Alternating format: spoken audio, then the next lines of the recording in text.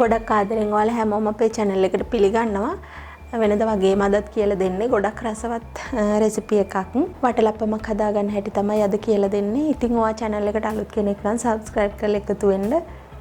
හැමදාම කියනවා වගේ රසවත් අදහසක් අපට පහලින් comment කරන්න. අපි එහෙනම් බලමු වීඩියෝ එකට ගිහින් කොහොමද මේ විදියට වටලප්පම හදාගන්නේ කියලා. මෙතෙන්දී අරන් තියෙන්නේ හකුරු ග්‍රෑම් 500ක්. පිතුල් හකුරු ග්‍රෑම් 500ක් තමයි අරන් තියෙන්නේ. පොඩිවට කපාගෙන අරන් තියෙන්නේ.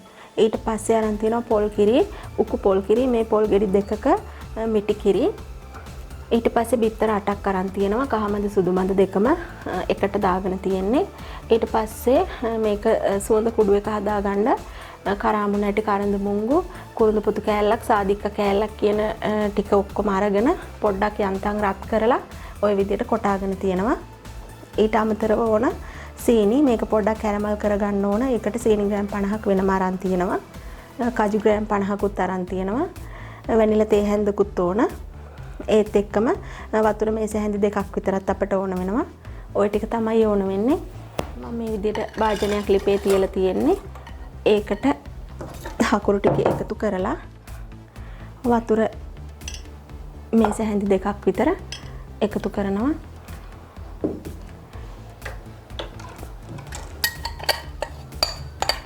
ඔය විදියට කරන්නේ හකුරු ටික ඉක්මනින් දිය කරගන්න.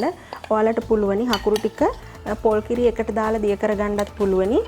ඉක්මනින් දිය කරගන්න තමයි මම මේ විදියට ලිපේ තියන්නේ. අපේ හකුරු ටික මේ විදියට දිය වේගෙන එනකොට අපි මේ සුවඳ කුඩු ටික එකතු කරගන්න ඕනේ.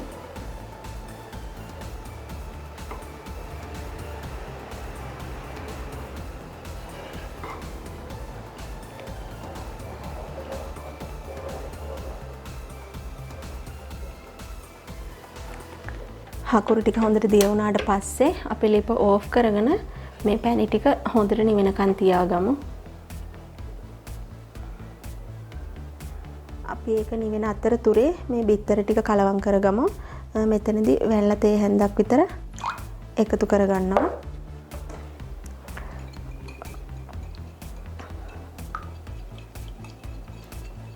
මේ විදිහට බිත්තර කහමඳ සුදුමඳ ටික ඔක්කොම කලවම් වෙනකන් අපි කලවම් කරගමු.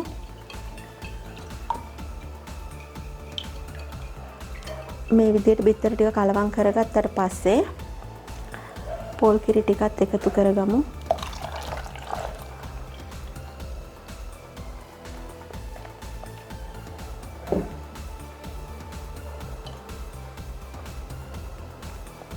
ඒකත් මේ විදිහට කලවම් කරගෙන දැන් අපේ උණු කරගත්ත පැණි එක එකතු කරගමු.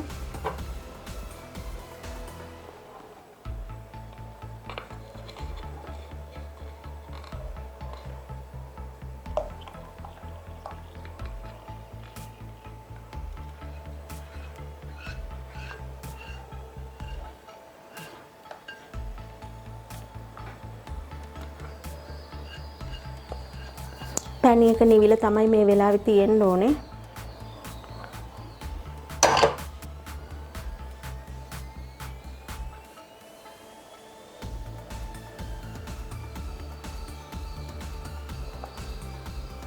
මේ විදිහට මේකත් අපි කලවම් කරගමු.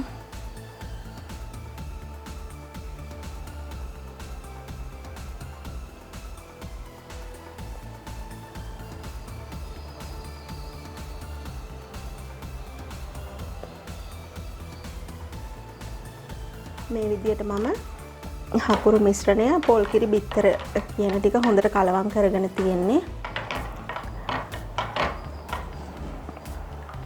මම මේක අද මේ විදිහට ට්‍රේ එකක තමයි දාගන්නේ. මේකට හොඳට බටර් ටිකක් ගා ගන්න ඕනේ. අපි මේකට බටර් ටිකක් ගාගමු. මම මේ විදිහට හකුරු උණු කරගත්ත භාජනයේම සීනි ටික කැරමල් කරගන්නත් එකතු කරගන්නවා. මේ විදිහට සීනි ටික දානවා. මේ විදිහට අපි මේ දාගත්ත සීනි ටික හොඳට කැරමල් වෙනකන් තියාගෙන අපි මේ ටික අපේ ට්‍රේ එකේ අඩියට එකතු කරගන්න ඕනේ.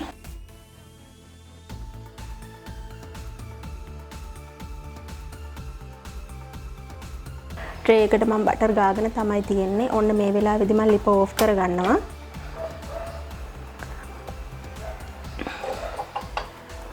දැන් මම මේ විදියට මේක ට්‍රේ එකට එකතු කරගන්නවා.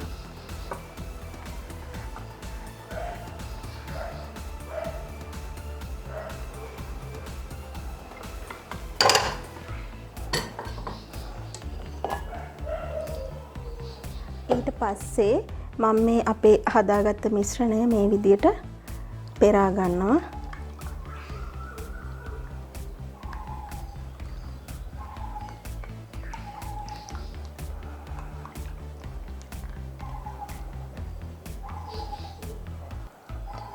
දැන් මම මේ විදියට කජුත් මේ විදියට එකතු කරගන්නවා.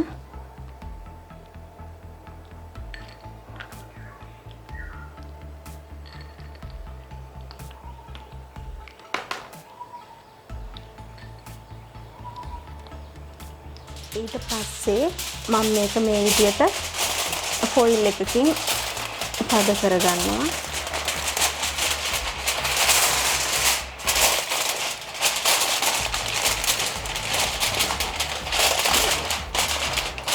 මම අද මේක මේ විදිහට වතුර භාජනයක් ලිපේ තියලා ඒ හුමාලෙන් තමයි හදාගන්නේ.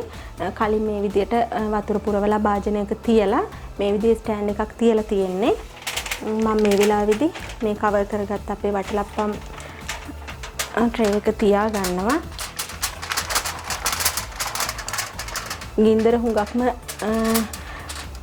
රත් වෙලා තියෙන වෙලාවේ අපිට තියන්න බැරි නිසා තමයි මේ වෙලාවේදී තියාගත්තේ. අපි මේක වහලා විනාඩි 45ක් හුමාලෙන් තඹ ගමු.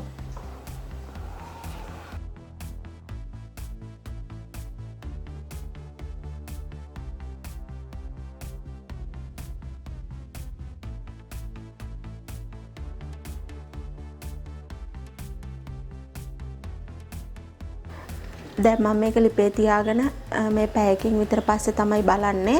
ඒ කියන්නේ විනාඩි 15ක් විතර අපේ වතුර එක නටන්නත් ඕන වෙලා තිබුණා. ඒ නිසා ඒ වෙලාවයි අමතර තව විනාඩි 45කුත් එක්ක පැයක විතර කාලයක් ගියාට පස්සේ තමයි මේ විදිහට තියෙන්නේ. දැන් මම ලිප ඔෆ් කරගන්නවා. අපි මේ ෆොයිල් එක අයින් කරලා දැන් බලන්න ඕනේ කොහොමද අපේ වටලප්පම් එක තියෙන්නේ කියලා. තාම මේක හොඳටම රස්නේ.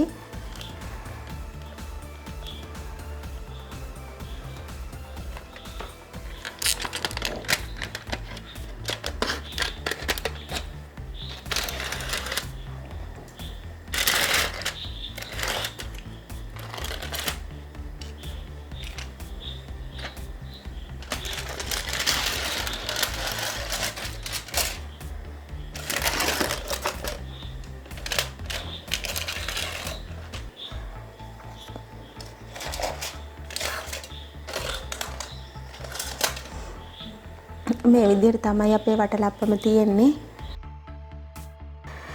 අපි දැන් මේක හොඳට නිවෙන්න ඕන. මේක නිමුණට පස්සේ අනිත් පැත්ත හරවලා බලමු කොහොමද තියෙන්නේ කියලා. මේ දැන් අපේ වටලප්පම් එක හොඳටම නිවිලා තියෙන්නේ. මම මේක පැයක් විතර හොඳට කූල් වෙන්න ෆ්‍රිජ් එකේ දාලා තමයි අරන් ඇවිල්ලා තියෙන්නේ. අපි මේක අනිත් පැත්ත හරවලා බලමු කොහොමද තියෙන්නේ කියලා.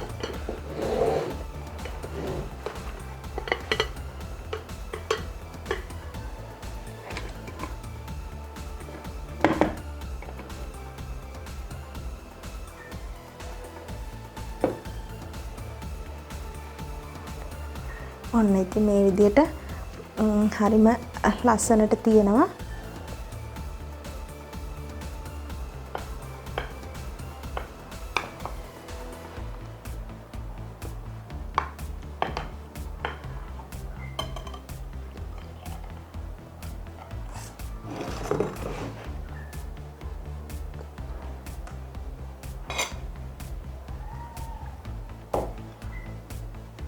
ඔය විදිහට මේ හොඳට සිදුරු තියෙනවා. හරිම ලස්සනට හැදිලා තියෙනවා. ඉතින් ඔයාලටත් පුළුවන් මේ විදිහේ රසවත් වටලප්පමක් හදාගෙන රස බලන්න. එහෙනම් මේ වගේම තවත් අලුත් වීඩියෝ එකකින් ආයෙ හමු වෙමු.